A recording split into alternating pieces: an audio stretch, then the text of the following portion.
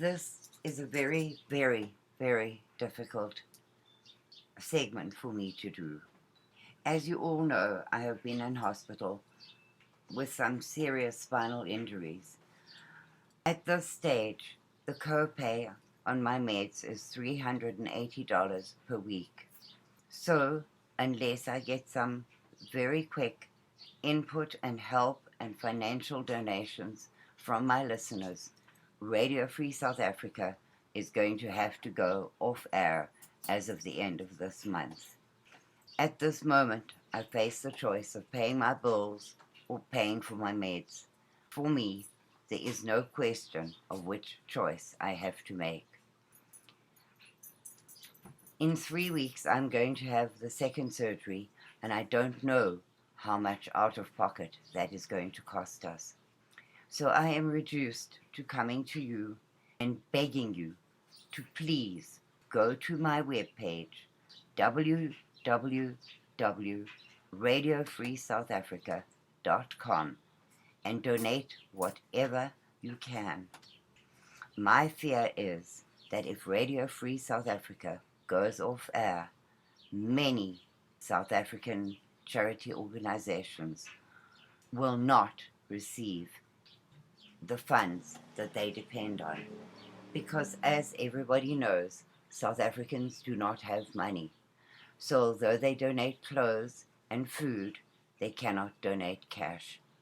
And the only cash that these charities get comes from overseas.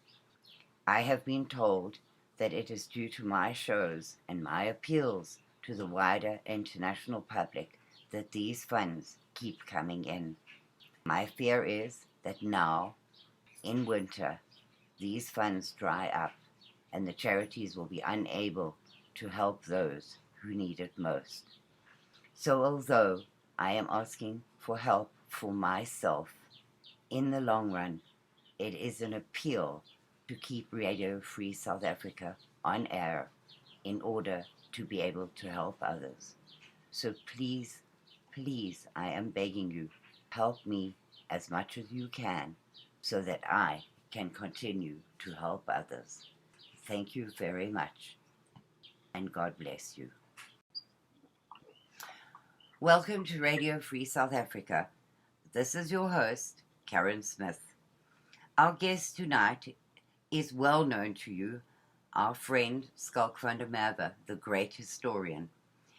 We are going to go on to chapter 3 in our history of South Africa. But first, it is very important for us to give you an update on what has been happening in South Africa in the last week. If this were happening in any other country in the world, the press worldwide would be full of it. But there is not one single word spoken anywhere in the world about the terrible, terrible events in South Africa. So we are going to devote the first half of this program to telling you about things that are happening there. Welcome back, Schalk.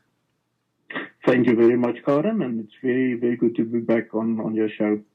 Schalk, you are in South Africa, and you have seen firsthand the terrible things that are happening there right now.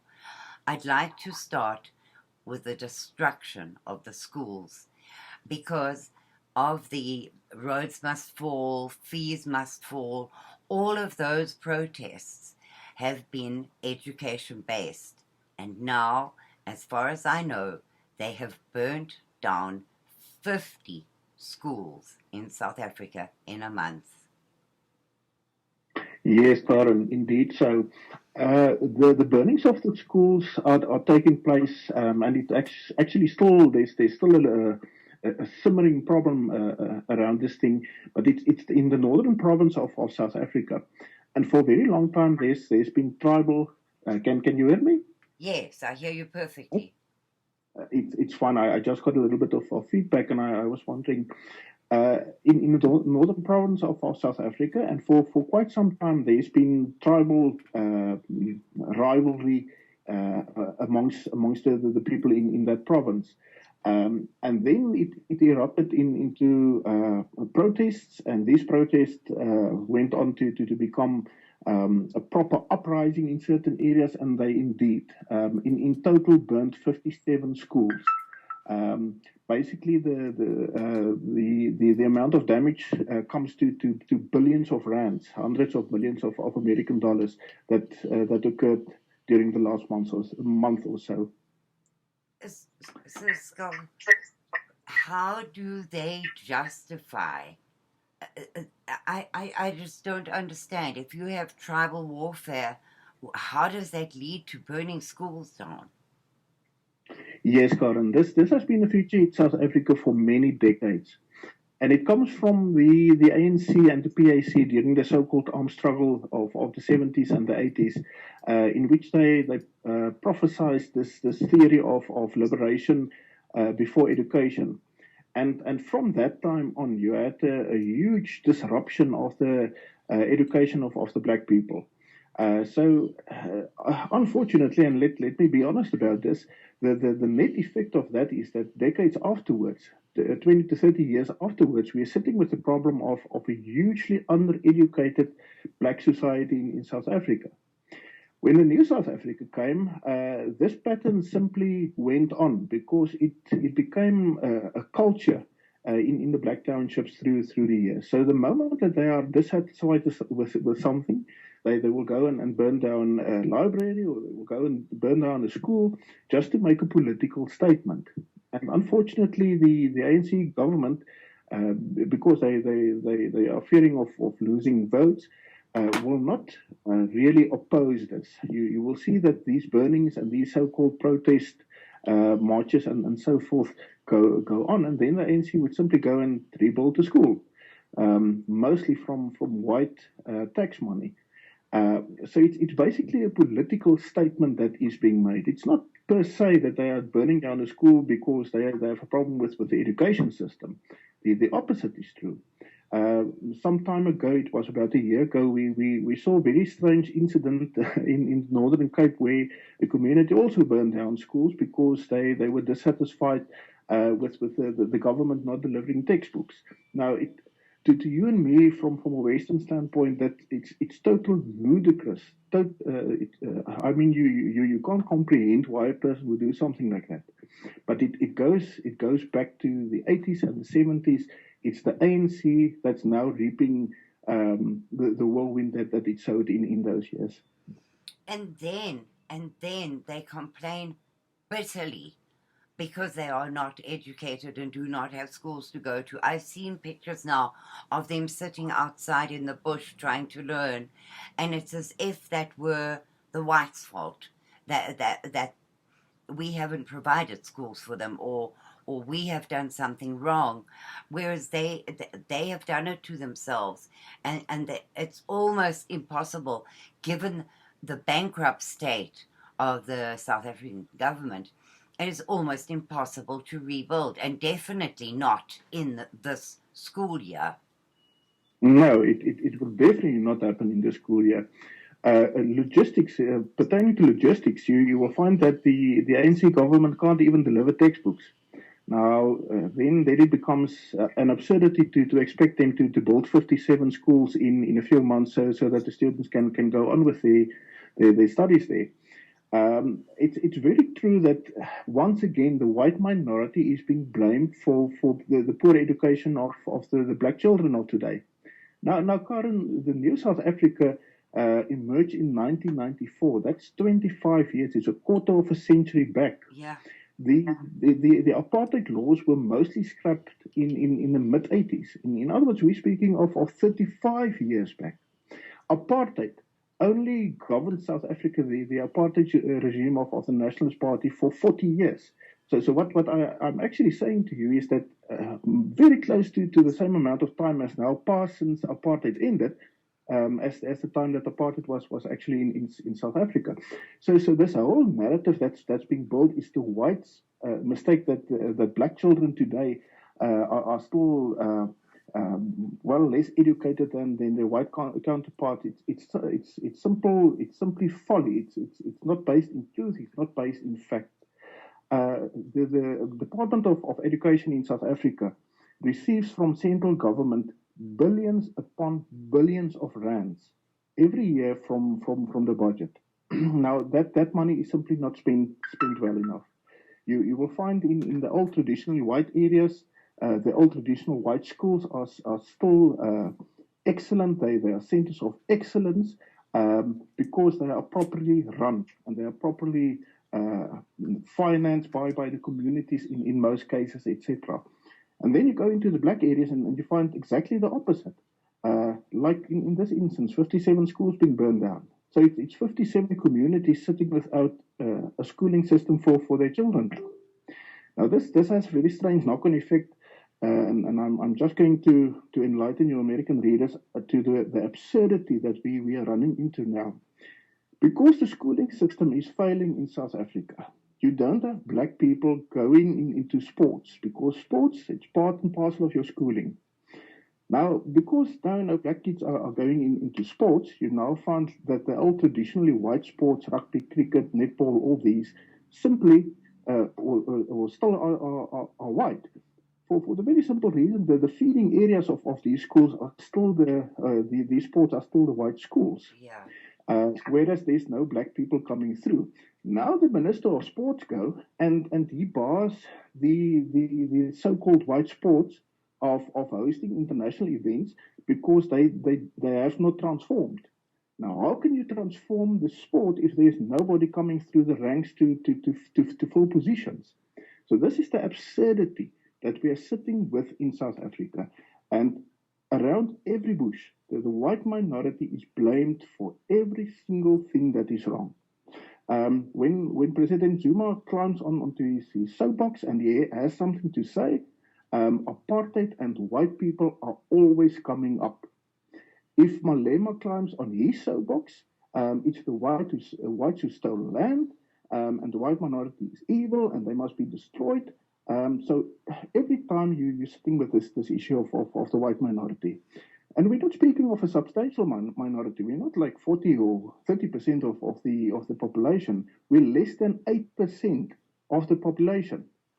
So you can see parallels for instance with the Jews in Germany and Central Europe before the Second World War, where they were also a very small minority and later on being blamed for everything. I'm not saying that's right or wrong, but it's a parallel that we can draw. And we're running to a very similar situation in South Africa because everything that's wrong is being blamed on this minority. Schalk, do you think, this is my opinion, so I'm just asking whether you agree, do you think that the blame is being put on the white minority because there are more than 11 differing tribes of black people in South Africa who historically fought each other? Do you think that the blame is being put on the whites so that they have a common enemy to unite those tribes and stop them fighting each other and fight the whites instead? Yes, Karen, I think that's definitely a factor that's emerging. You're quite right. South Africa, people from outside would see South Africa as one black nation and one white nation, which is of course totally not the truth. The black population in South Africa is made up of actually 13 different tribes, of which 11 are recognized through the languages as official languages in the country. The white population is also not a homogeneous type of population. You have Afrikaner people, you have the English-speaking people, you have a lot of Portuguese people, Greek people, German people. So it's a lot of different cultures mixing in South Africa. Beyond those two big groups, you also have the colored people, which is basically not like the colored people in America. Colored people were basically Malay slaves that were brought in by the Dutch during the 17th century. So they are a group on their own. And then in Natal and certain areas of Gauteng, you also have these huge concentrations of Indian people. And those Indian people mostly came to South Africa during the 1850s and onwards. They were basically imported from India, which was a British colony. South Africa and Natal, where they worked in the sugar fields, were British colonies. So it was basically cheap labor being brought in. And when the English extracted from South Africa, they simply left the Indians here. Now they are a group that contributes tremendously into the economy of South Africa. There's very little animosity, for instance, between white people and Indian people. But they are a racial group that's also been introduced into South Africa. And the last couple of years, about the last decade or so, you also had a very huge influx from the Muslim countries, from Pakistan, for instance. Basically, every small little town in South Africa now has Pakistani merchants with their little shops. Even in the black areas, you will find a lot of these Pakistani shopkeepers. And then, of course, the Chinese. There's a huge influx of Chinese people from Red China, the old so-called Red China, mainland China. Previously, under the apartheid era, we had an influx of people from Taiwan, which is the Republic of China, which was never communist. It was a democratic society. But after the takeover of the ANC, you have a huge influx now of Chinese people. So that's a new community that's being introduced into South Africa. And I think the ANC and the EFF, it's easy politics to simply single out the white minority as the reason for everything that is bad. And to go to apartheid, which was a system that benefited everybody in South Africa. On earlier shows, I explained that it's true that on a personal level, you can maybe say that apartheid was evil. But if you look at the grander scheme of things that happened under apartheid, you see that all the population groups made huge strides in development. But now the ANC is taking apartheid as the blame for everything. So you will find that they will come out and say, because of apartheid, our roads are now breaking up. Now, for goodness sake, Karen, if it was not for the apartheid regime, there wouldn't have been roads in the first place. Exactly. But now they are blamed because the infrastructure is crumbling. How can you ever comprehend that? How can you bring the one to the other and say this is now making sense? Well, it's impossible. The one for me that makes the very least sense of everything is that they're blaming the lack of water on the fact that the apartheid regime built the dams too big. So if we had built smaller dams, they would have had more water, and that came from the Minister of Water Affairs. Now that is the most ridiculous statement that anybody could ever make, but they blame even the lack of water on the apartheid regime. But have they, the ANC, built one dam in quarter of a century? No, they haven't. They haven't. You saw a huge, because South Africa is a very dry country. So when the Nationalist Party came to power, you must remember that the power base of the old Nationalist Party were the rural Afrikaners, the Boer people. And those people are very dependent on the rains and the availability of water to have agriculture in South Africa. So you had a huge push through the years of the apartheid system and the Nationalist Party building dams all over the place. Huge dams. The old Hendrik Verwoerd Dam, it's today called the Garib Dam, is the biggest dam, except for Kariba. The biggest dam in the southern half of Africa, for instance. You had the Pique Leroux Dam, you had the Vaal Dam, you had the Bloemhof Dam. And in later years, they even went into Lesotho, which was never part of South Africa to begin with, but which is a very water-rich country, but it's a very mountainous area. And the old government built a huge water system there, catchment areas, a lot of dams and canals and everything. So you had all this engineering around water. And then the ANC came to power. And, they can't even build roads properly. So to try to get them to build something as intricate as and complex as a dam, that has simply not happened. Now, the population in South Africa has basically doubled in the last 30 years. And the problem is that because of this huge new market that's being introduced, this huge overpopulation in certain areas, the water reserves are down to a level where certain areas are literally sitting without water. About 40 kilometers from where I live is a town called Kroonstad. It has about 120,000 people. Today on my Facebook, I actually posted pictures for people to see what is going on. That community of 120,000 people, of which black, white, all colors are there, that community is sitting without a drop of water tonight because of the simple reason that there's a drought in South Africa now, but because of the extremely poor planning of the ANC, there's literally no water left in the reservoirs in that town. So, in other words, all the people, all 120,000 people are now feeling the pinch of the poor management of the ANC. But then the ANC would go into its soapbox, and the community leader will say, but it's the white people's mistake. It's apartheid's mistake. Now, how do you bring the two together? It's impossible to comprehend, but it's an easy way to simply blame, to shift the blame from the ANC's own lack of good governance and simply putting it onto the shoulders of the white people and the old apartheid system.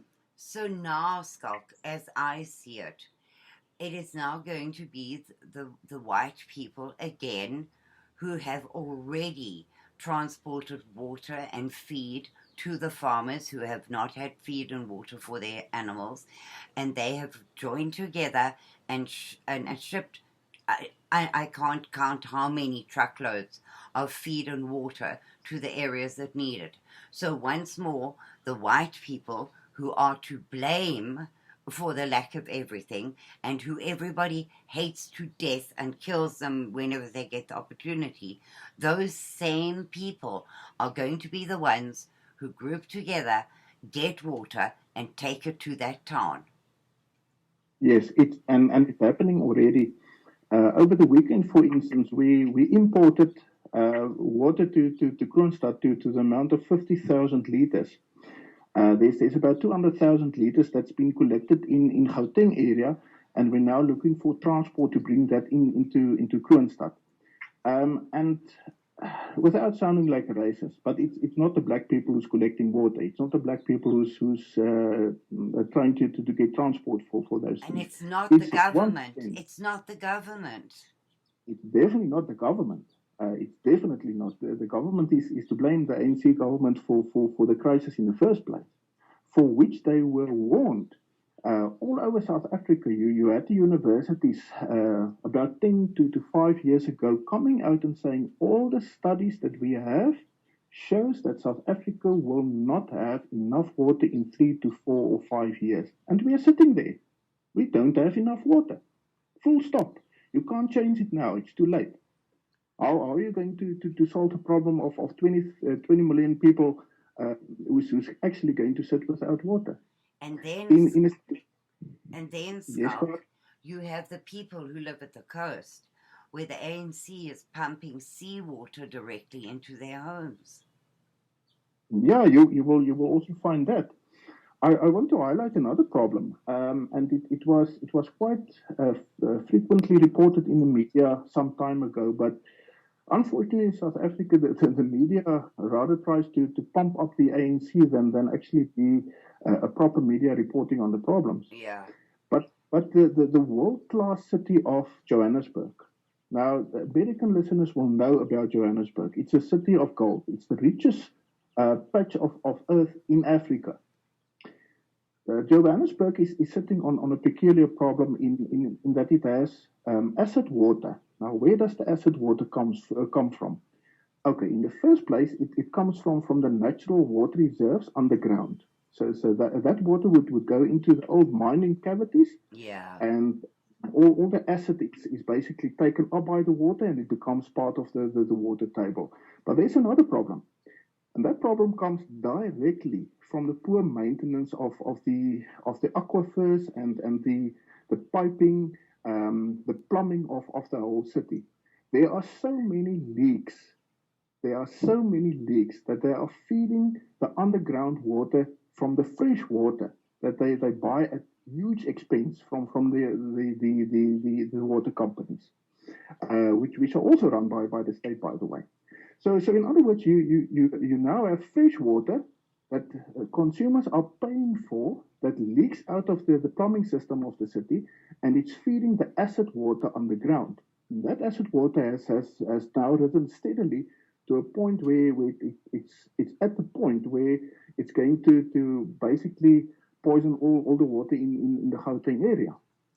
Um, and who's to blame for it? Now, once again, they will most probably come and say, but it's the white people because they mined in the first place. Yes, that's true. That's true. The British companies came in, the American companies, they mined the gold from the gold reefs. But South Africa as a whole became a developed country because of that. It became a hugely rich country where everybody benefited from that. But now the ANC is sitting on this huge time bomb. It's an ecological time bomb. And they are not doing anything because they don't want to accept guilt for their own, if I may use the ugly word, the screw ups that they are making. Yes, absolutely, absolutely. And then, Schalk, it was that even worse occasion where the blood from the abattoirs was running into the water system. So you turned on your tap and you got blood running out. Yeah, that incident I have personal knowledge about. In the end, when we tested the water, it was not blood; it was actually food coloring. But still, what happened there was because the water, the storm water drainage at etc. Of a certain area, it's called Welkom in the Free State. They have become so dilapidated that the water is now running all over the place. Some of that water ran past food factories, and some of the food coloring and all kinds of pollutants started running into the water. And that ended up, of course, in the water reserves, the underground water reserves, and it was pumped up into the system. And yes, for some time, in certain areas of that city, when you open the tap, it would look like blood coming out of your tap. So now they expect the consumer to pay for that. It becomes this total crazy ludicrous thing, and we're not only facing the problem of water.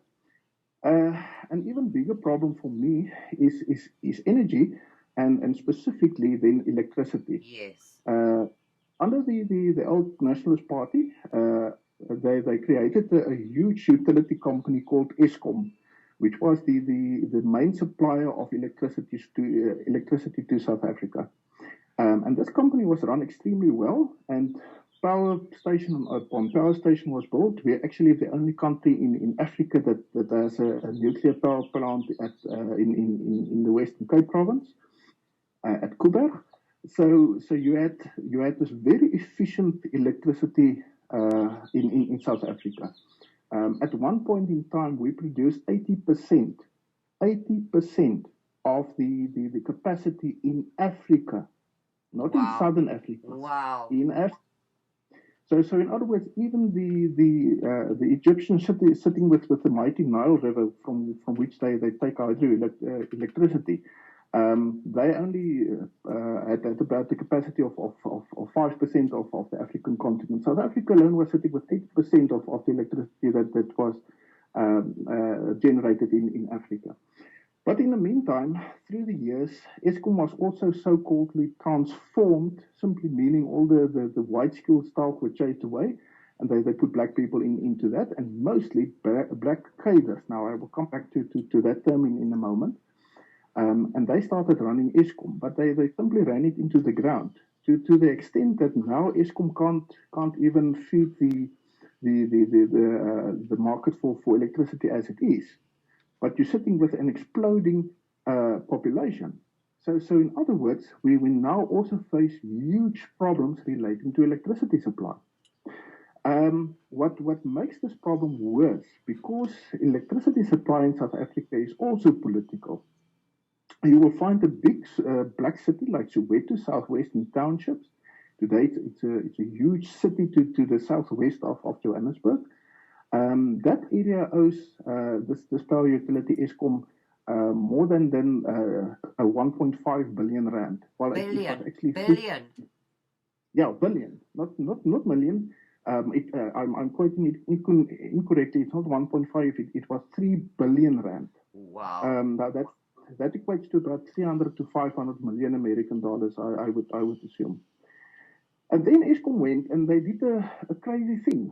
They said, okay, we will write off all the debt that comes from Soweto because it's political. Because the ANC knows that if they go to those people and start cutting power, the people aren't going to vote for them anymore. So they actually went and they wrote off 3 billion rand worth of debt to Eskom that is being owed by the residents of Soweto. Now, if you write off debt at one place, somebody else must subsidize it. Yeah. And that's now the problem. Now the white community sitting around it, which are paying the electricity, they must now pay extra because it was used. And Eskom must run at least at the break-even point. Yeah.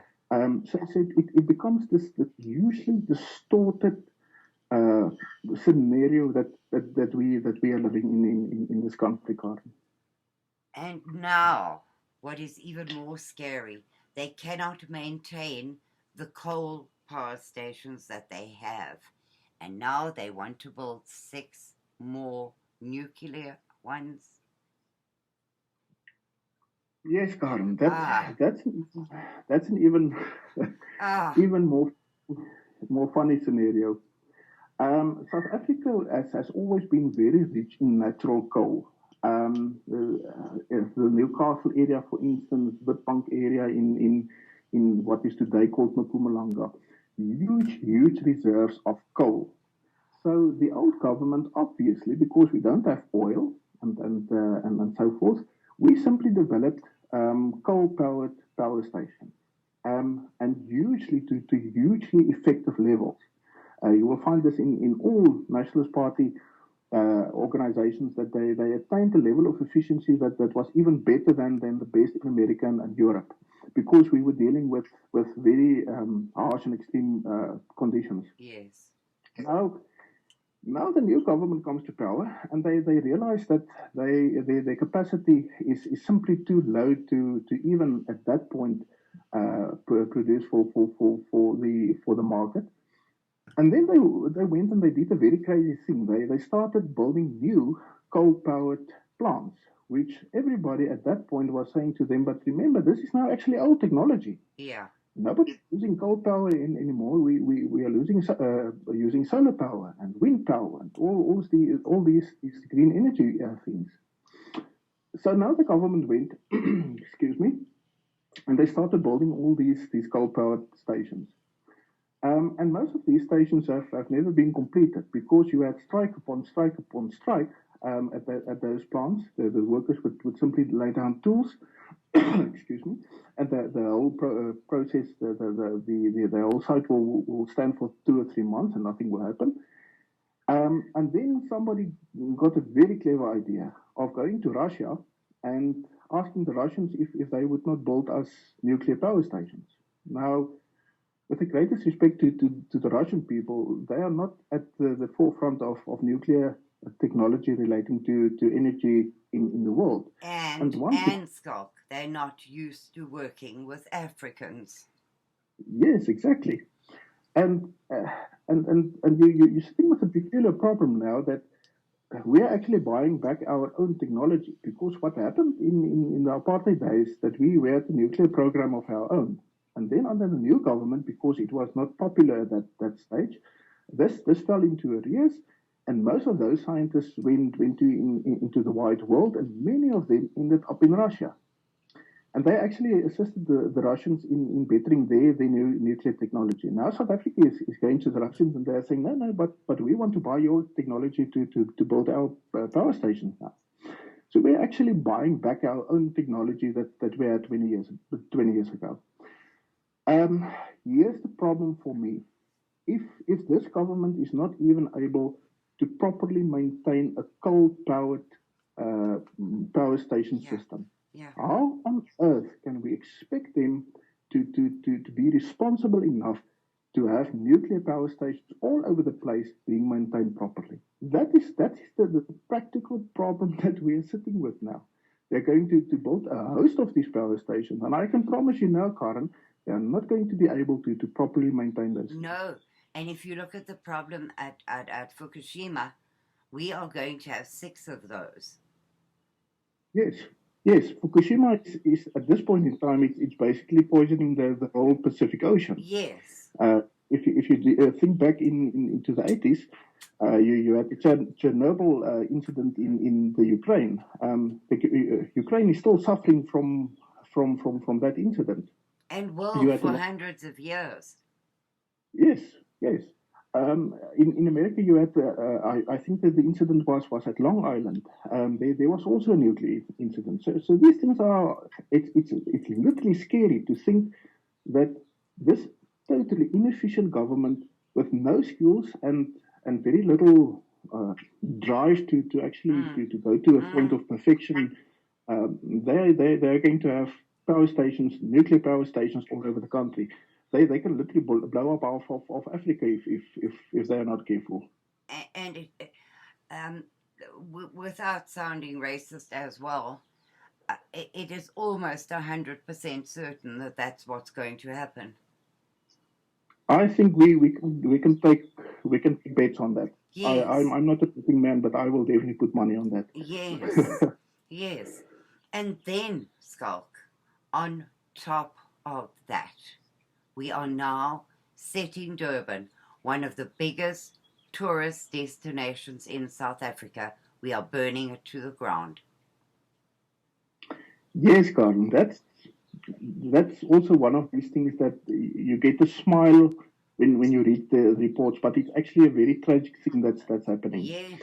For American reasons, the city of Durban, it's located on the east coast of South Africa. It's a huge, well-developed city. At one point in time, it was beside Cape Town. It was the tourism mecca in South Africa. Yeah. It's still seen as the conference hosting mecca of Africa, not only South Africa, of Africa. They have these huge convention centers all over the place, and a huge influx of tourists. Now, through the years, Durban is lying in Natal, and Natal is mostly Zulus. Now, through the years, the old traditionally white areas were mostly taken over by either Indian people or Zulu people coming into those areas. So today, Durban in Natal is a proper black city in South Africa. There's still a very large white minority, but it's mostly black people living there. Okay, what happens now? We are facing the local government elections in a couple of months from now. And the ANC went and they drew up candidate lists for that election. And unfortunately, many of the community members felt that the people that they wanted as candidates were not put onto that list. For the very simple reason, most of the people on the list are cronies of Jacob Zuma, the African National Congress president and the president of the country. And then they simply went into the streets and they rampaged the city of Durban. All over the place. They burned down buildings, they burned cars, basically a huge uprising, and extremely violent also. So yes, for all practical terms, Durban is not a tourist attraction anymore, for the very simple reason that they simply burn down most of the town. But this is only it's epidemic of much bigger problem in South Africa. Yeah. We actually have a term for it. We call it poor service delivery protest. Yeah. Which simply means that if the community feels that they are now being neglected for some reason, they would simply go into the streets. We touched on it earlier on in the program, and they would start burning and destroying everything in their path. And that, where you had 5 years ago, you had a few incidents, maybe 100 for a given year. At this point in time, we have thousands of those incidents per year.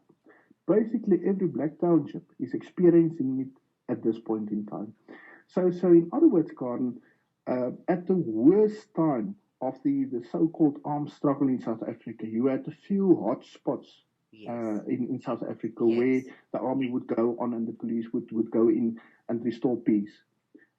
It's 30 years later, and we're sitting with literally every township in South Africa experiencing what was then called so-called terrorism and so forth. I read a report by a very well-known security expert today, and this is not a person that raises alarm, but he's saying in so many words, we are actually already in a civil war situation in South Africa. And that civil war is not good guys against bad guys. In South Africa, like everything else in South Africa, it's an extremely complicated problem that we are sitting with. Because inside the ANC, you have so many different factions fighting one another and being rivals to one another.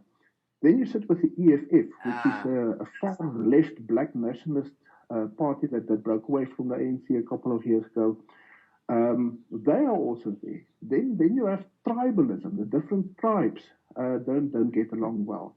You have class clashes also. You have the so-called new black diamonds, which are basically the new black middle class that started to evolve under the ANC.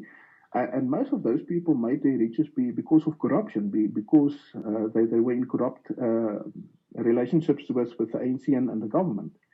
And the ordinary black person in the street is today poorer than he has ever been, even under apartheid. And there's also this clash now between the higher class blacks and the lower class blacks. Um, and then, of course, the interracial problems also, white against black, black against white, all these things. In the Western Cape, you're seeing a very interesting upsurge now of the colored community who's saying we have thousands upon thousands of Xhosa people coming in, black people from the Eastern Cape province. They are now moving into the Western Cape. But we've been here all along. We've been here. We're actually the First Nation. We are still the descendants of some of the Khoisan people, etc. So you even have the colored community now coming into a mode of trying to fight of black people. So you have an intensely dynamic situation in South Africa that I cannot foresee that the government can quell. and they're not Uh, even trying. It doesn't seem to me, Schalk, that they are taking action anywhere. Currently, yes, here's the problem that the ANC government is facing. A few years back, you had uprisings in the Cape Winelands. Now, a very interesting incident happened there. The Democratic Alliance, which is basically a liberal, socialist, liberal type of party, they govern the Western Cape. And then the head of that party, Helen Zille, a lady of Jewish descent, she wanted the central government, the ANC government, the national government to intervene in those protests because they went on a rampage and they started burning the farms down. And she wanted the army to move into those areas. And the ANC government would not do that. They simply refused to send the army. Now, the DA used that for propaganda to say, yeah, but the ANC, they don't care about the people of the Western Cape. That is why they didn't want to deploy the army. The actual real reason why the ANC did not want to employ the army, deploy the army, is because they can't trust the loyalties of the army. Because if they deploy boots on the ground and those guys go on the rampage Yes. with the mob, what are they going to do? And that was it was a point of argument at that stage. About this is about 5 or 6 years ago. I can't remember exactly. Uh, the listeners to your program will know that previously we also spoke about the EFF and its influence into the South African army.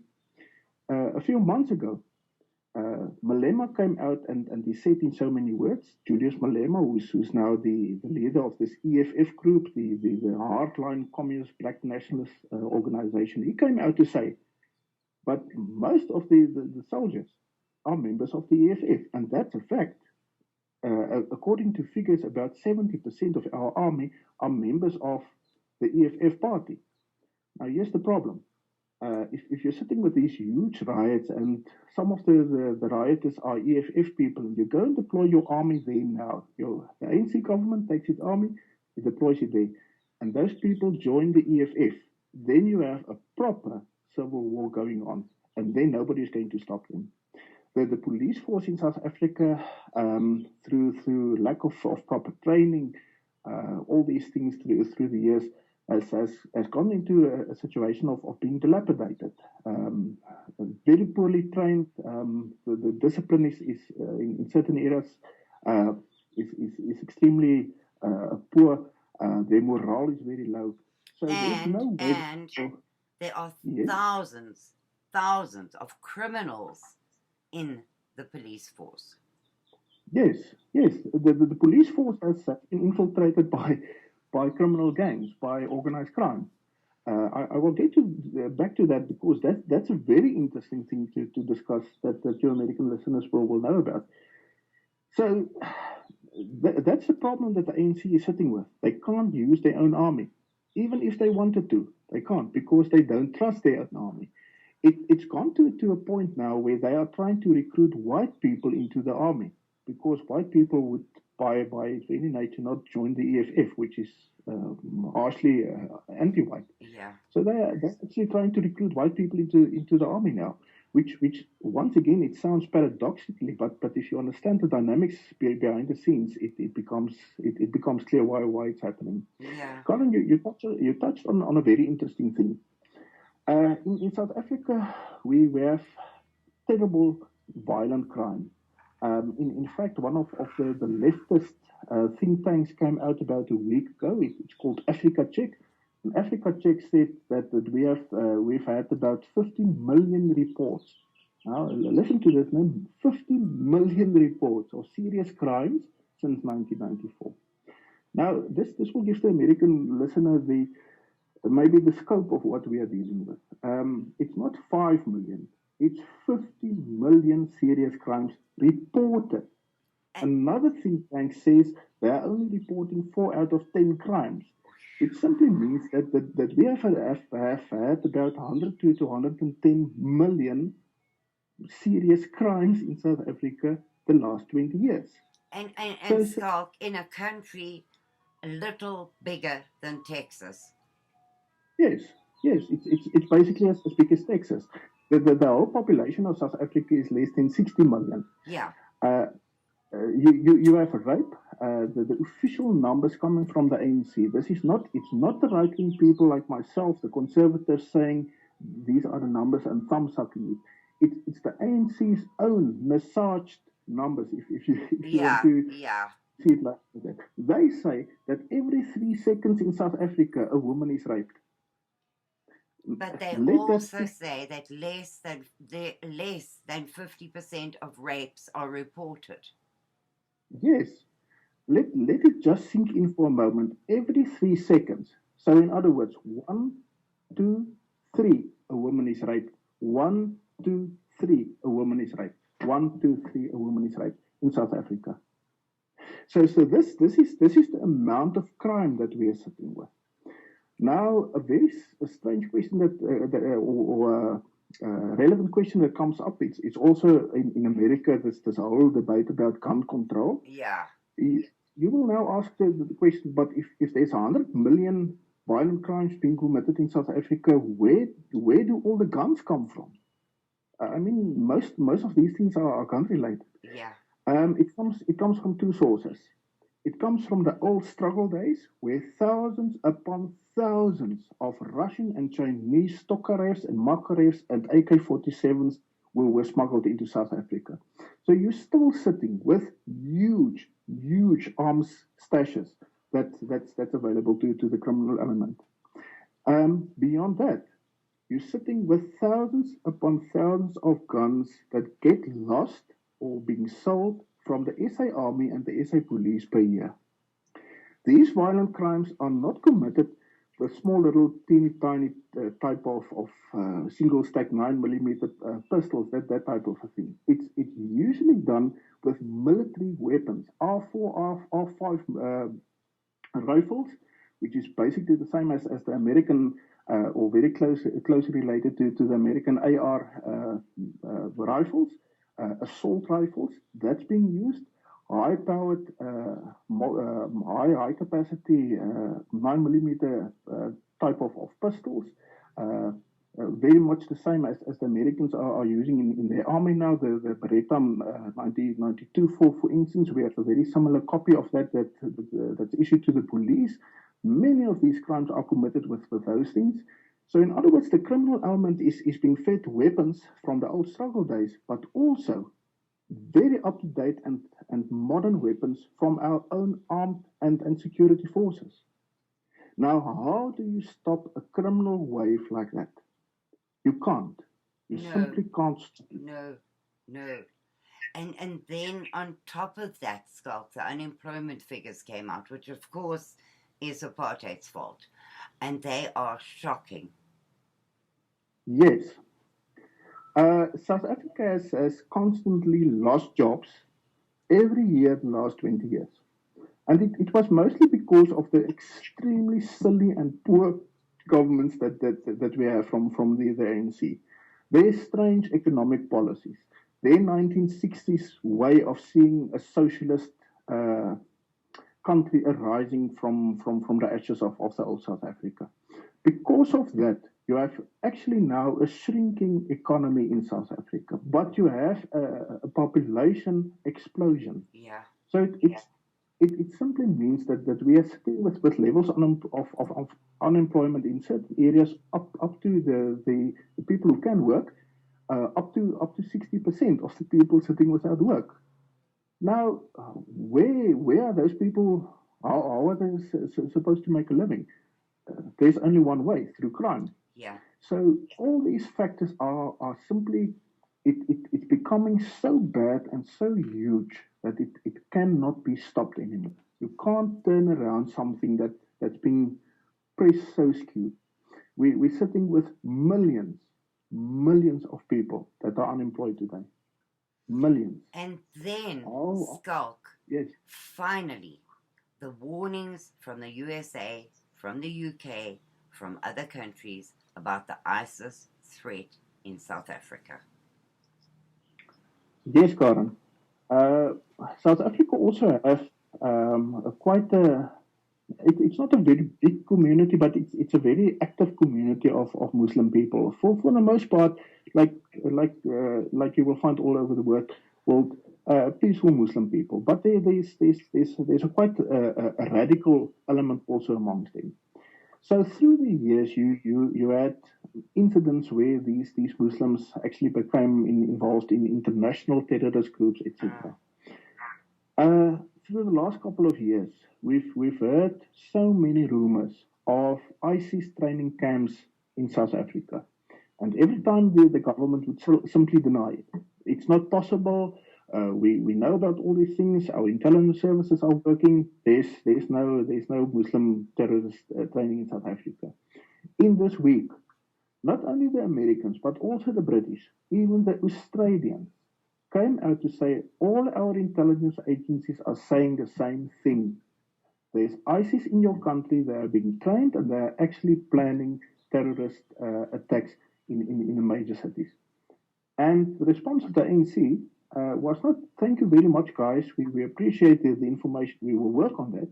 It was a blunt denial, Yeah. simply saying the Americans are crazy. There's no Muslim problem in South Africa. There is. There is.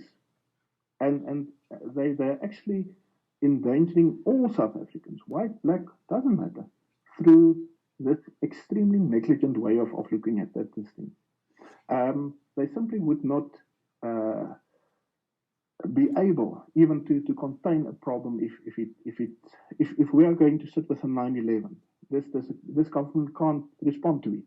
We don't have the means, and I think the international Muslim community, the let's call them the far the fundamentalist Muslims, Yeah. they know this. They know this. And they know that South Africa, to a certain extent, is still a satellite of the Anglo-American power bloc. Yeah. So it's the soft belly that they are seeing, and they're going to come for South Africa. I have no doubts about that.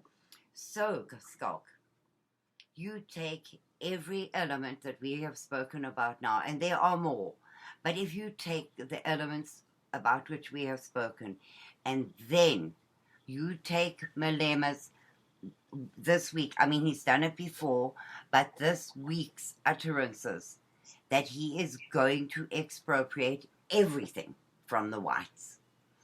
Take all of those things together, and you have a civil war on your hands.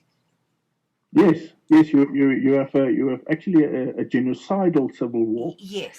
Because the white community has been disarmed for all practical reasons the last 2 decades. Yeah. You can basically own at this point for self-defense. You can own one handgun or a shotgun. But if you use it, Schalk, you'll go to jail. Yeah, but you, beyond that, let's for 1 minute play with the scenario of a proper civil war breaking out. The gun lovers in America will tell you, even if you have the most high-powered 45 caliber pistol in your armory, of which you can only have one, you're not going to be able to fight off guys coming at you with assault rifles. It's as simple as that.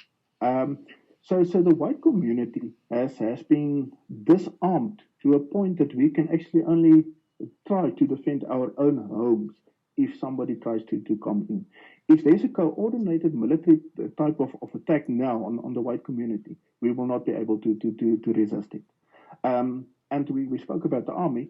The chances of the army stepping into the fray of the things and stopping the attackers is also very slim. So it's an extremely dangerous situation that we are facing now. And it's real, and it's there. It's not happening next week, and it's not a theory. It is happening right now. Yes, we're in the midst of it. So now, Schalk, what can anybody do to save the white population from annihilation overnight? Because it could happen. It could happen. Currently, to move 4.5 million people from the southern tip of Africa is simply not possible. No. It's undoable. The only thing at this point that I think that can really change things for us is concerted pressure on the American government, on the state government, for instance, of Texas, to pressure the South African government to start taking responsibility for what's going on. And if they don't want to listen, I'm not Mandela both received Nobel Peace Prizes for their so-called reconciliation work in South Africa. But then in 2012, de Klerk comes out, and he's now an old man, and he's mostly forgotten in South Africa. And even amongst the Afrikaner people, they see him as a traitor. Yes. And he comes out and he speaks to the British media and he tells them, but actually Mandela was never the saint that you portrayed him to be. He was a very unfair person. And then he goes on and he tells why he says that.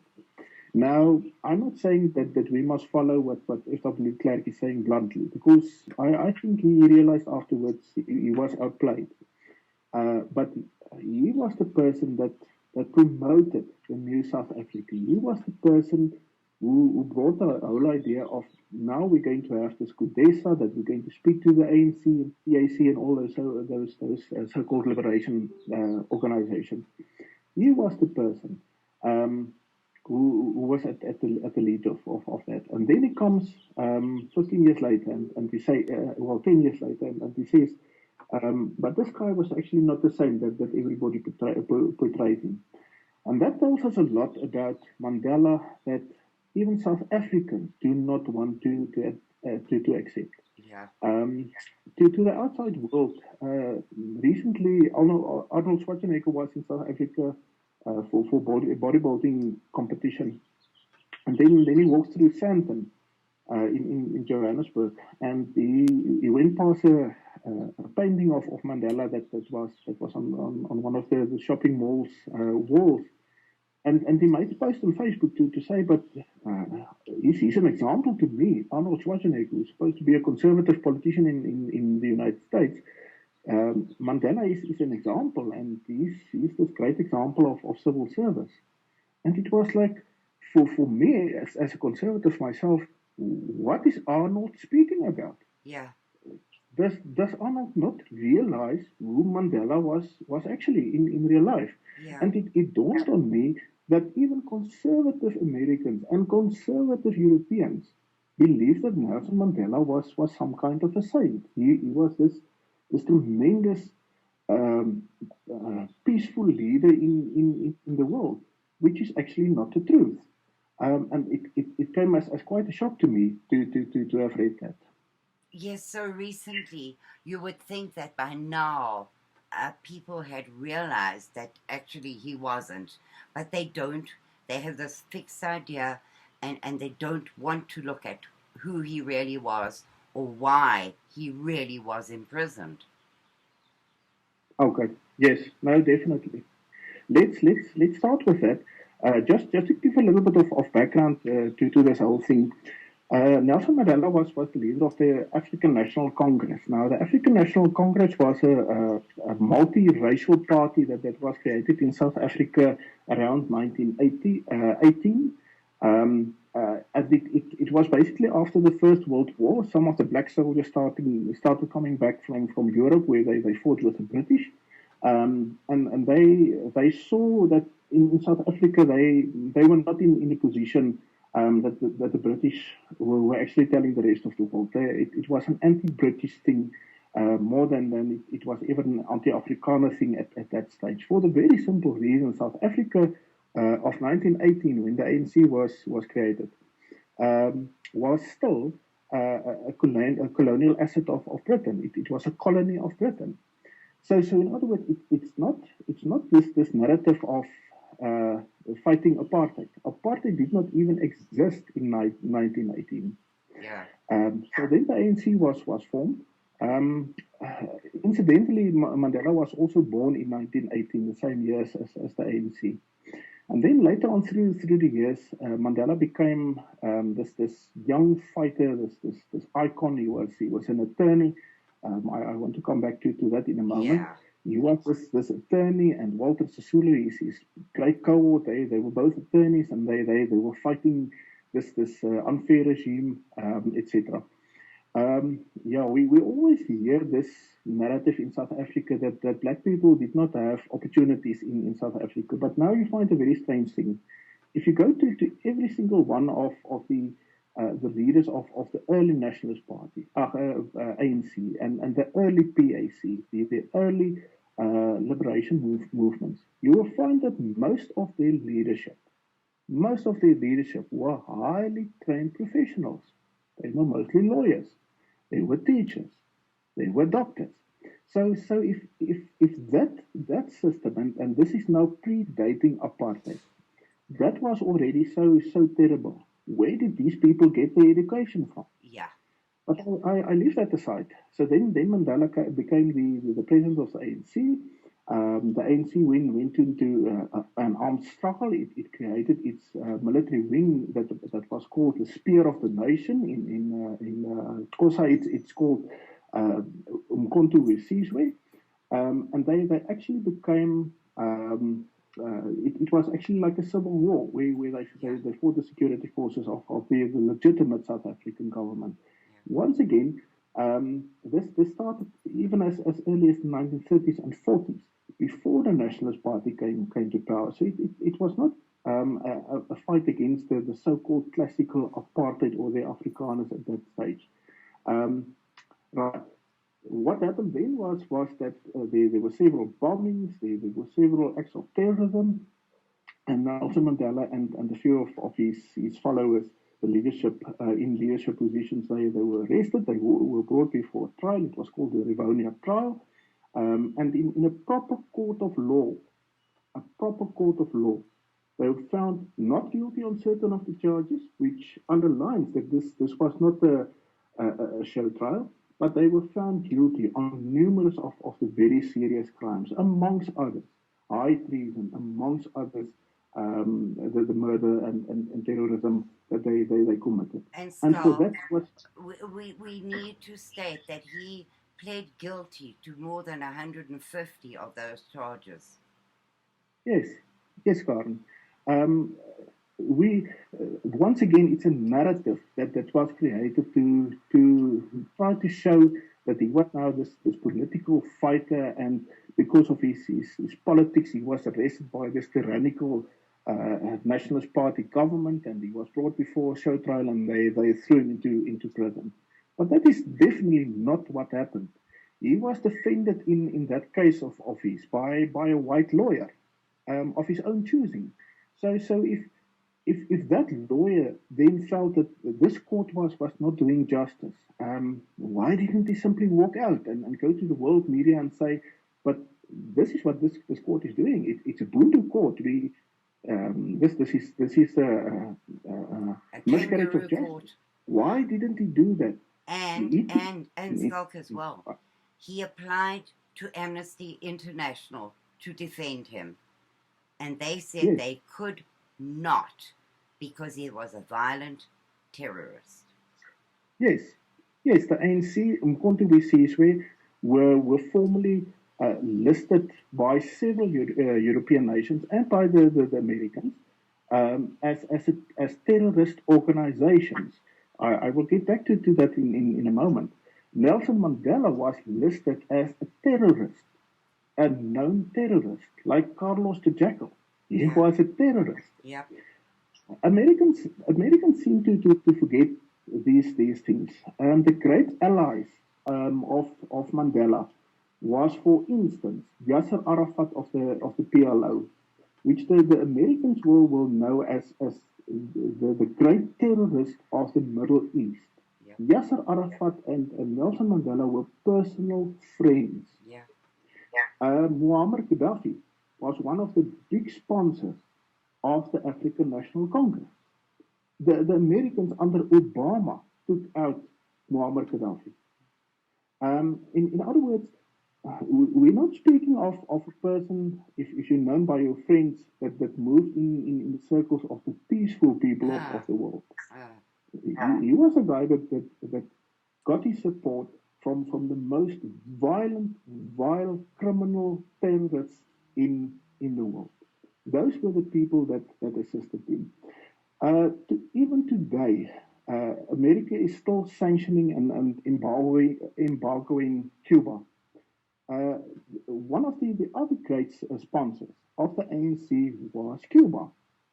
In the Angolan War, the Cubans actually sent troops, boots on the ground to Angola to fight against the South African security forces.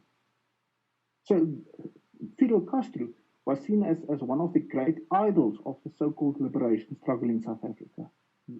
Those are the people that the American public will know as the enemies of freedom, as the enemies of America. But for some reason, it gets lost in translation that these were the friends of Nelson Mandela. Yeah. These were the friends of the ANC. For some reason, he's still a saint, but these guys are the bad guys. And Karen, it comes down to a very simple thing. It comes down to propaganda. Yeah. The American media is playing these guys as the bad guys for the very simple reason it fits the narrative of the American government.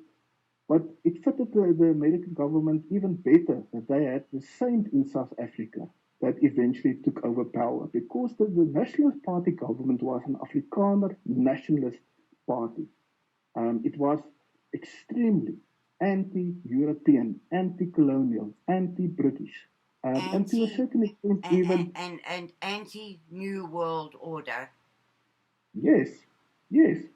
So the old government, the apartheid government, simply did not fit into the scheme of things for the Western Alliance, for NATO, and it definitely did not fit into the scene for the Soviets, because the Soviets wanted to dominate the whole subcontinent of Southern Africa.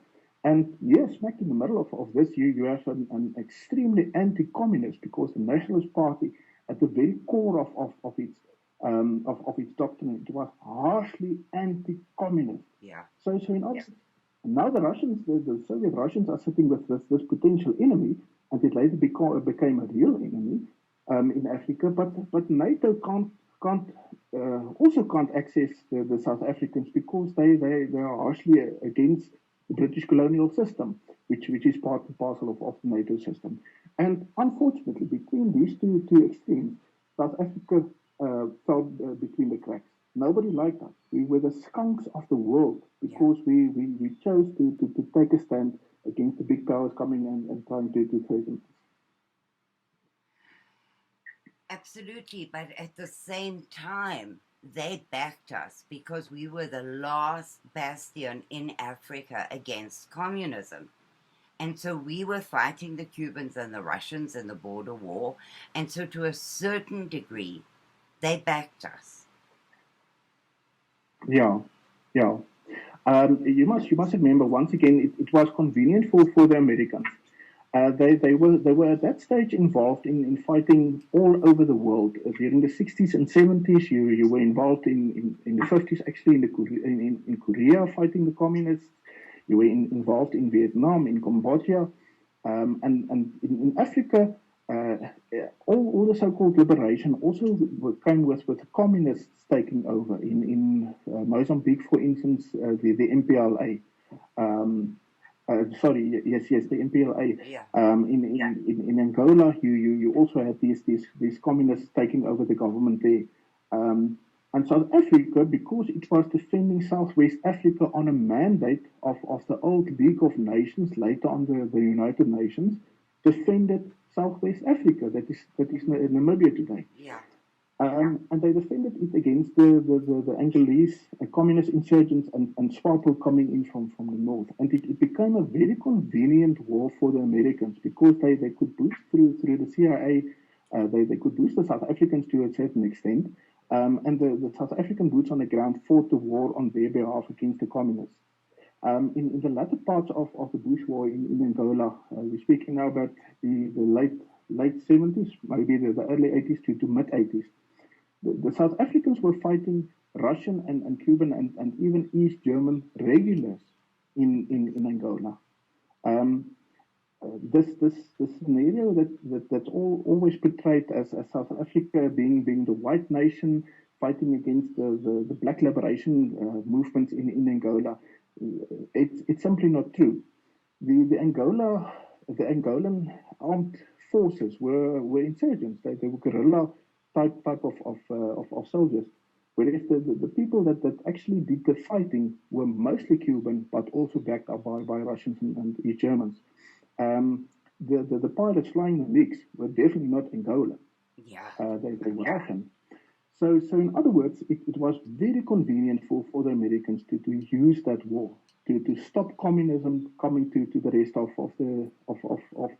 Southern Africa. And you must remember something. Just to the east of Namibia, you find the landlocked country of Botswana. And Botswana has always been a key asset in Africa for the British and the Americans. Um, it's a trend running through the whole history of Botswana. Still today, it's seen as one of the key assets that the Americans have in Africa. It's a very diamond-rich country, but beyond it, it's very strategical because it sits here right smack in the heart of the whole subcontinent. And you can access let's count them 1, 2, 3, 4, 5, 6 countries around Botswana. You can access from there. So it's very strategic.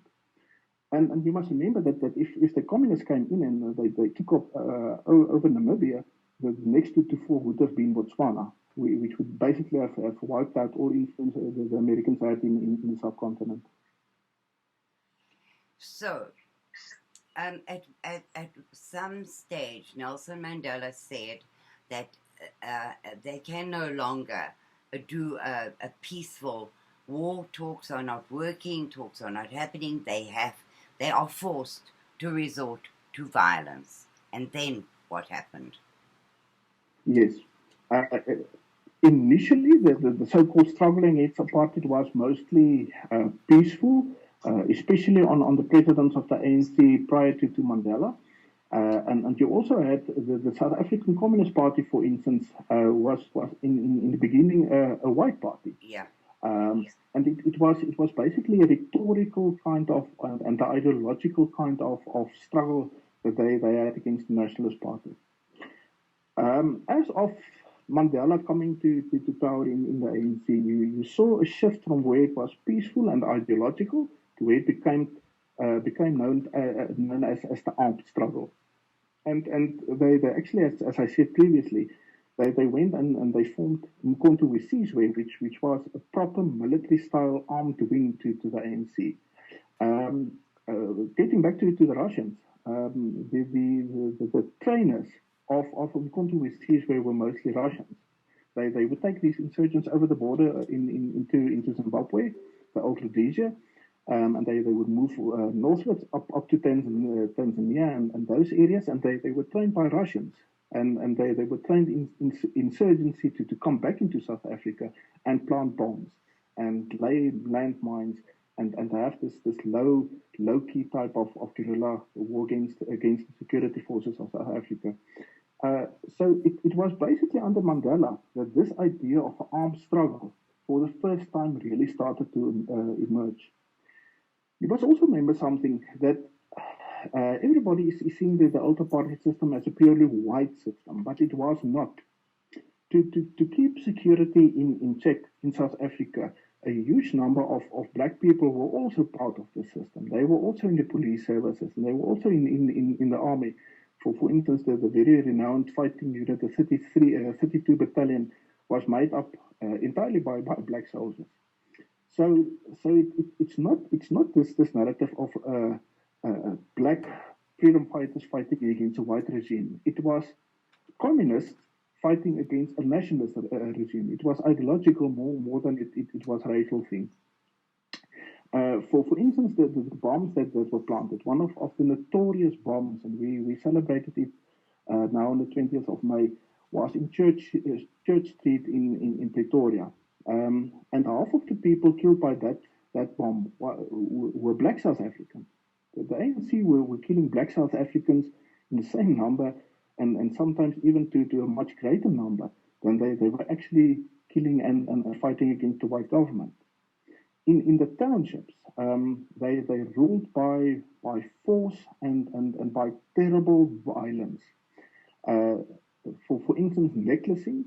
In South Africa, necklacing is a very well-known phenomenon, but the Americans won't know what it is. Necklacing simply means that you take the person, usually they would see him as a spy of the South African government or corroborator or something like that. They would take him into the street, and the whole mob will be around him.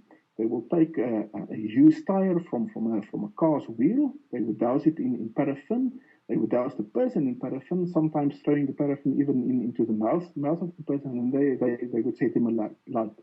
And he would literally burn to death there with a chanting mob around him. And that we have to actually tell who invented that. Yeah, that was the invention of Nelson Mandela's wife, Winnie. Yes. Winnie was very well known for this tactic. At one stage, Winnie Mandela had a whole soccer team, a supposed soccer team, but it wasn't a soccer team. They played a little bit of soccer after hours, but they were actually insurgents. They were terrorists formed into a brigade, and they rained terror in the black community where they lived. And she was the person it emerged from there, this necklacing tactic. And it became the feature, especially during the late 70s and 80s. It became the feature when you put on the news. The news report would usually tell you, but in this township or that township, there's no troubles. And they would show an image of a person being necklaced and being burned. So it was by force and by terror, not by peaceful means, that the ANC actually started controlling the black communities, the townships. Even amongst the black people, you must remember that everybody were not ANC. You had other so-called liberation movements, for instance, the PAC, Pan-Africanist Congress. They were mostly sponsored by China. They were, for instance, also very active. As ZAPO, you had, for instance. But then you also had more nationalistic organizations like Inkatha. Now, Inkatha Freedom Party is basically an old Zulu party that was monarchists. They supported the Zulu king, And they basically ran the Zulu areas at that stage of Natal. And the great uh, bloodletting in Natal were not between the white South African government and the ANC insurgents. It was between the ANC insurgents and the Inkatha Freedom Party. It was for a long time, it was a low-key civil war between those two black groups. So in other words, the National Party didn't even they didn't even feature in that fight. Later on, it was called the Third Force. Everybody was blaming the so-called strange conspiracy theory type of Third Force that was promoting the violence, but it was not. It was a simple fight for territory between the ANC and the Inkatha Freedom Party. And we have to mention as well, Schalk, that if you look at the figures that came out of the Truth and Reconciliation Commission, the major number of deaths during that time were black on black. Yes, it was black on black now. You have this classical narrative of the white South African security forces going into the black townships and killing heaps of black people. That simply did not happen. I know security police of those years. I know many soldiers of those years. If a black person was actually shot, a proper investigation was lodged to see was the police officer within his rights to kill the black person. So in other words, this idea of this mass murder of black people during the apartheid years, it's a simple and total fallacy. There's of course, you have a lot of evidence of small rogue elements inside the police force, especially the police, not so much the army, that went out and killed people, the Vlakplaas Brigade and things like that. Yes. But that was not the feature of the security forces. Those were really rogue elements, sometimes under the direct control of the Minister of Police and so forth that went ahead with those things. And even then, Schalk, that was not killing thousands of blacks. Not even hundreds. Not even hundreds, because you have all these specific incidents where specific names of people are celebrated. Yes. The security forces, the police killed this person in this area. And it's well documented. It's well documented. You must remember something about the apartheid years. Under the National Party government, you did have a certain amount of censorship of the media, but it was more relating to morality. They didn't like porn movies to come from America. Yes. More than they were actually censoring the media relating to the security situation. So you had journalists running around from all the countries in the world, going into the black areas, going with the security forces in their operation. So in other words, the whole struggle in South Africa was very, very well documented and reported, but unfortunately reported in the wrong way, because the people reporting on these things mostly were people of a leftist type of situation, and they simply reported in their view what they saw as the evils of apartheid, which it wasn't. It was simply the security forces enforcing the law. But this idea of the mass killing of black people and the enslavement of black people. Karen, I lived through the latter years of apartheid. Me too. That is simply not the truth.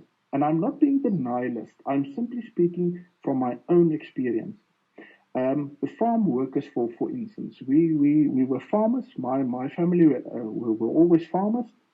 The colored people, we did not have black people in the areas that we lived at that stage, which is also something we can touch on later on. We had colored people working for us, and those colored people were seen as part of the family. So when my mother would go and buy us clothes, she would also buy clothes for the children of the colored people. And my family were some of the conservative people.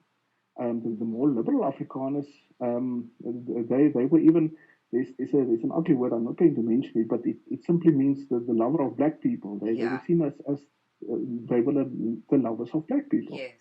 Uh, so this idea of this terrible system and this exploitation of humankind is a fallacy. But as I said previously, propaganda by mainstream media, especially in Europe and Britain and America, was always against the apartheid regime, the Nationalist Party. And because of that, a totally skewed view of South Africa was relayed back into the world. And in the end, apartheid, like Nazism, was declared as a crime against humanity. Yes. We can't escape from the issue of for instance, what was called Boss Cup, boss ship in Yeah. South Africa, where a black person was supposed to call the white person boss. Things like that. On a personal level, I can understand that the average black person would feel resentment against the system. But if you compare what was happening in the rest of Africa, you will see that the black population in South Africa were extremely well looked after.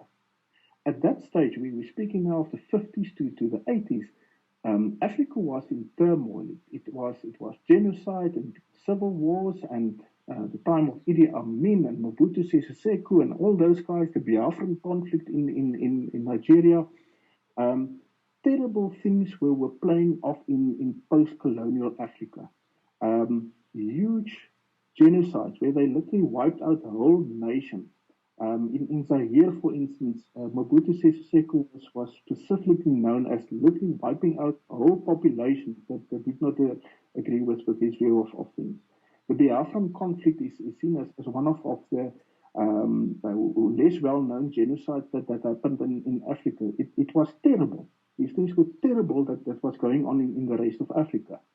In South Africa, you had peace. You had huge sprawling black areas being invested by white capital. You had very peaceful townships until such time as the armed struggle started to be infused into them. And you had, for instance, great medical care for black people. You had education for black people. So the white government was actually looking very well after the black population. This was a very good reason, and I will come to that in a moment. How do we know this?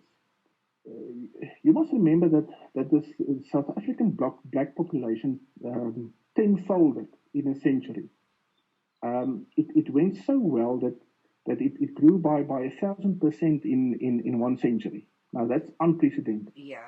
And let's had that growth like that, but it was mainly immigrants coming from Europe and Ireland and all these places. In South Africa, it was the growth of the black population tremendously. The average death rate, the death age of the black person started to be raised to the point where it was, for instance, at some stage we were at a better age as the people in Spain. Yeah. The Spaniards were dying sooner than the black people in South Africa. Now, don't tell me the Spanish were so bad off. Yeah. So this whole narrative is unfortunately skewed. There's a very good reason why the apartheid system looked well after the black population. White South Africa could never have had enough white people to work in its economy. Yes. So in other white South Africa was looking at black South Africa that was 10 or 7 times as many people for its labor. So if it speaks for itself, a good business person, and Afrikaner people are extremely good business people. It speaks for itself that if the better you treat your laborers, the better they will work. And that was why you had this huge influx of money into the black areas, the black homeland areas, where it was properly developed. Black people were properly schooled. The much hated system of Bantu education under apartheid. Today, the black person will say yes, but the National Party government didn't want us to even learn mathematics. They didn't want us to learn philosophy. But if you go and look what Bantu apartheid actually was, it was practical skills being infused into the black population. Yes. In other words, the technical know-how of the white population was translated into the black population for those people to be prepared to work in the economy. And they did work. At some stage during the 1960s, we had the lowest unemployment rate in the world. We were growing at something like 16% our economy per year.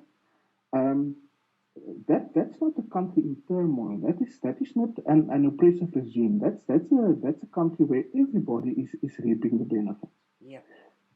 Much is being made sometimes of the amount of money being spent by the government, the old Nationalist Party government, into white education versus black education. Yes, there was definitely a disparity. But now you must remember that white children would have gone to a much more European type of situation in their schools, whereas the schools of the black people were more for their cultural needs, etc. Yes. So it speaks for itself that it would have cost more to put a white child through school than a black child. But when it came to university, you must remember that most of the white students, something like bosses, they weren't very, there weren't many of them. So the white population for their tertiary education would have paid out of their pocket. Yeah. Whereas the black person could go to university free. Mm-hmm. So the disparity you had in spending on school level were being Supplemented yes, by the parents yes, paying the fees. yes, and it was balanced out when you came to tertiary level.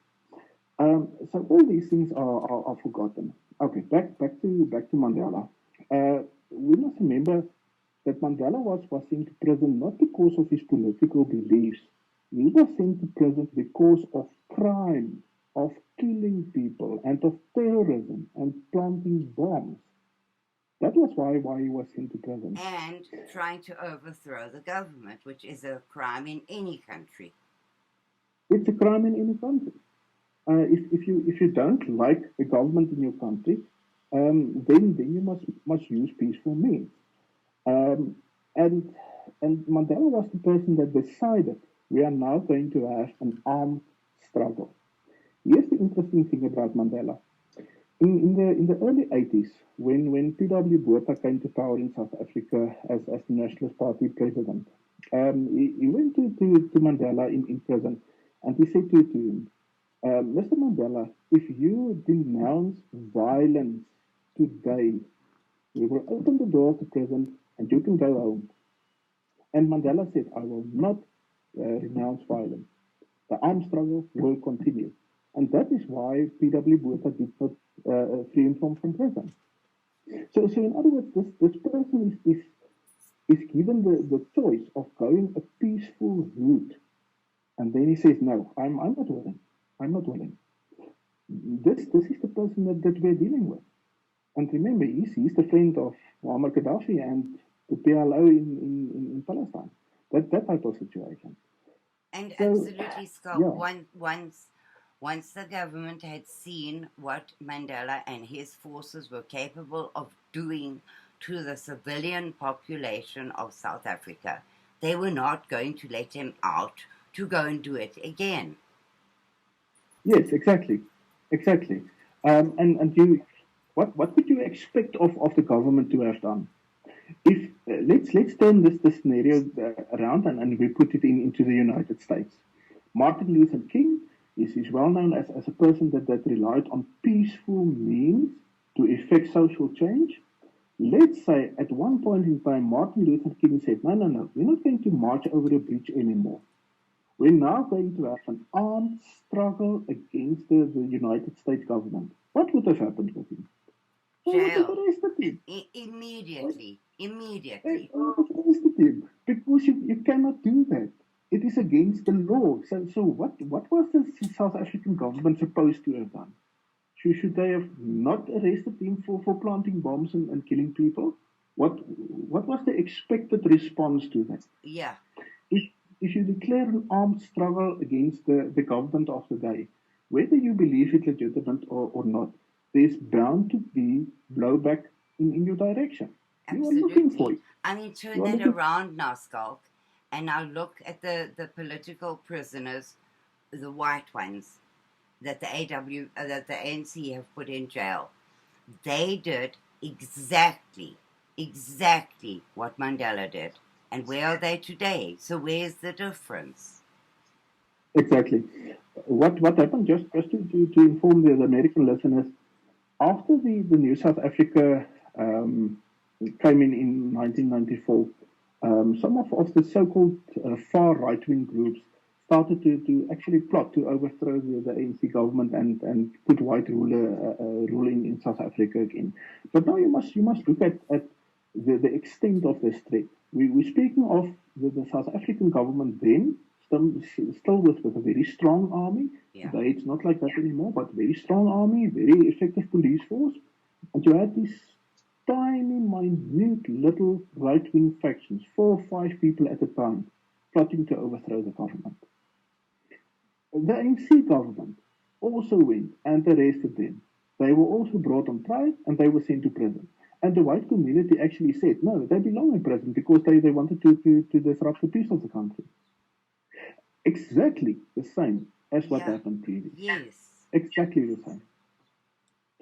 Even if the apartheid regime was so terrible as it is being portrayed, let's for one moment entertain that scenario. We are saying you're dealing with this extremely tyrannical type of government, oppressing people, enslaving them, and killing them. Why then didn't the outside world intervene into that?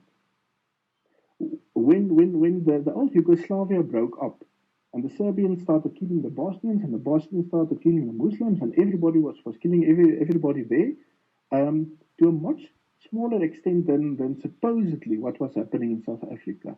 The Americans and NATO went and they bombed the living daylights out of the Serbians and the Bosnians. Yes. Why didn't they intervene in South Africa then? If all these terrible things were happening here, why didn't they intervene? They went so far as to embargo us Yeah. and to sanction us and Yeah. boycott us. That's true. But if it was so terrible what was going on here, where were the interventions? I drew parallels now from 1930s and 40s in Europe. One of the key questions I always ask about the Holocaust is the following. If the Americans could daylight bomb the German cities with pinpoint precision, they would fly over the Hamburg docks where the U-boats were lying to be fixed for going back to sea. If they could pinpoint bombing like that, why didn't they fly over Auschwitz and go and bomb the gas chambers there? Yeah. Now, Yeah. the same is true for South Africa. Why then did they not come and intervene here? This is not the West. Russia was actually fighting a hot war against us in Angola, but they never touched South Africa. They never came and bombed us. They never landed in Durban with their amphibious crafts and Yeah. came into South Africa to come and make war. Now, if their ally was suffering this terrible oppression here, they would have intervened. And how do I know this? Because they intervened in Czechoslovakia. Yeah. They intervened in Poland. They intervened in Hungary. They intervened in the whole of Africa. So what was then the difference to South Africa? Why didn't they intervene here? So all these things, it simply tells you that yes, we were dealing with a system that was simply certainly not the most humane that the world has ever seen, but it was certainly not this diabolical thing that's been betrayed in history now. Yep. Absolutely. Schalk, we have about six minutes left. Okay, Karen, I think I want to sum up to say this, and I've said it so many times before. Um, I think that the outside world simply needs to hear the truth. Um, if they hear the truth and they make a valid judgment on that, they will inevitably come to a point where they say, but what is happening now is unprecedented. We must assist South Africans, and not only white South Africans, because you must remember that if there's a civil war, it's going to involve everybody. Yeah. So they will have to wake up to the truth. I'm not asking the outside world to believe in fantasies. They can fact check everything that we discuss here. If I'm wrong, I will be the first person to acknowledge that. But they will have to wake up to the truth. And I really would like the American public to start to petition their governments, the state governments and their national government to try to intervene in what's going on now. It's of course in our interest, but in the long term, it's also in the interest of world peace and the position of the United States in Africa, because we are still a democratic country. We are still one of the allies of the Americans. So they must look after this. Yeah, absolutely, Schalk, and quickly, because things are deteriorating so fast that we need them to do it yesterday. Just come again. I lost you for a moment, Karen. I said we need them to intervene fast because Yes. they should have been there yesterday to help. At the rate at which this thing is escalating in South Africa, we needed help a year ago, 2 years ago, but they need to come now or it is going to be too late. Yes, indeed so, Karen.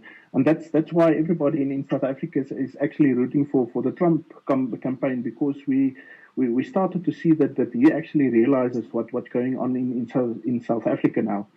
I agree with you. Intervention, if any intervention is going to be effective, it should have been already here. I don't think people can really wait on the situation anymore. No, Schalk, it is really at a very bad state. You are in a civil war, and the enemy is the whites. And I am very, very, very scared about what is going to happen in the next couple of months. Yes. And yes, on that indeed, note, Schalk, thank you so very much for being willing to do these shows. We will do another one next month, obviously, on the history of South Africa and on updates on what is happening today. Schalk, thank you very, very much. Good night, everybody. Same time next week. Thank you very much, Karen.